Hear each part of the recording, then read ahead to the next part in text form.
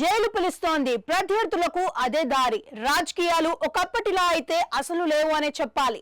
ఒకప్పుడు హుందాగా రాజకీయాలు సాగేవి. దేశమంతా తనకు ఎదురులేని పంచుకొని తొలి ప్రధానిగా అత్యంత బలోపేతమైన నేతగా నెహ్రూ పాలిస్తున్న రోజులు అవి. 1955లో రెండవ సార్వత్రిక ఎన్నికలు జరిగినప్పుడు జనసంఘ్ నుంచి ఒక యువకుడు గెలిచి తొలిసారి పార్లమెంట్ లో అడుగుపెట్టాడు. ఆయనే అటల్ బిహారీ వాజ్పేయి.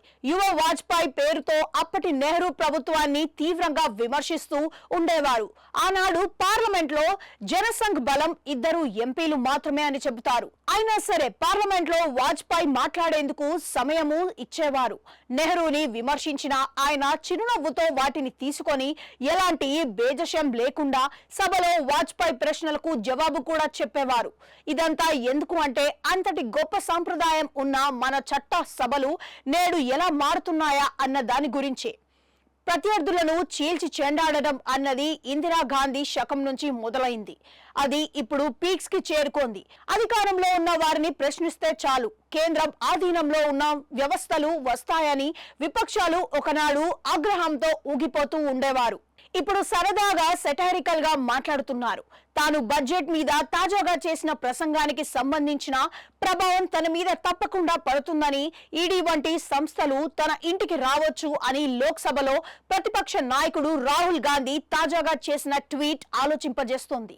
తాను అలా వచ్చిన ఈడీ అధికారులకు చాయ్ బిస్కెట్లతో ఆహ్వానం పలుకుతాను అని ఆయన సెటైర్లు వేశారు. కట్ చేస్తే కర్ణాటకకు చెందిన బలమైన కాంగ్రెస్ నేత డిప్యూటీ సీఎం డీకే శివకుమార్ తనను ఎప్పుడైనా అరెస్ట్ చేసి జైలులో పెట్టవచ్చు అని మీడియాతో మాట్లాడుతూ సంచలన వ్యాఖ్యలు చేశారు. నా మీద కుట్ర జరుగుతోందని, నన్ను అవినీతి పితామహుడు అంటున్నారు. నేను ఏ అవినీతి చేయలేదు అని డీకే గట్టిగా చెప్పారు. ఇక నేను ఎలాంటి పరిణామాలు అయినా ఎదుర్కోవడానికి రెడీ అని కూడా చెప్పారు.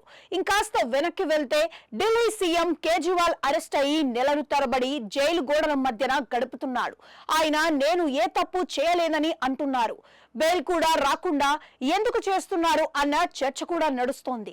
ఇక తెలుగు రాష్ట్రాలకి వస్తే తెలంగాణలో బీఆర్ఎస్ అధినేత కేసీఆర్ కుమార్తె కవిత అరెస్ట్ అయ్యారు. నెలల నుంచి జైలులో ఉంటున్నారు. బీఆర్ఎస్ నేతలు కూడా అరెస్ట్ అవుతారు అని హెచ్చరికలు వినిపిస్తున్నాయి.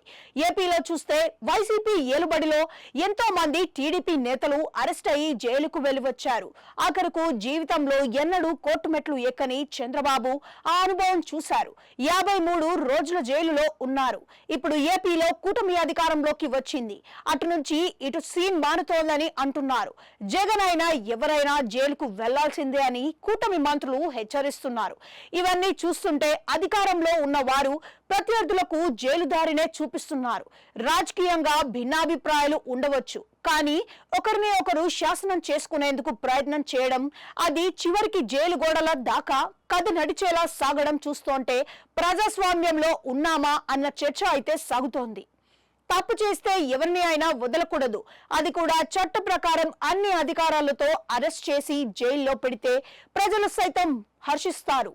అలా కాకుండా తమ వైపు ఉంటే బ్యాంకులను ఎగవేత వేసిన వారు సైతం పునీతులే, అవినీతి చక్రవర్తులు సైతం ఏమీ కారని భరోసానిస్తూ తమను కాదన్న వారిని మాత్రం వెతికి వెంటాడి జైలు దారి చూపించడం అంటే ఎలా దీనిని అర్థం చేసుకోవాలో తెలియడం లేదని మేధావులు, ప్రజా సంఘన నేతలు అంటున్నారు. రాజకీయ అసహనం నానాటికి పెరిగిపోతే మాత్రం అది చివరికి తీవ్ర పరిణామాలకు దారి తీస్తుందని కూడా దేశ హితైషుల నుంచి హెచ్చరిక వస్తోంది.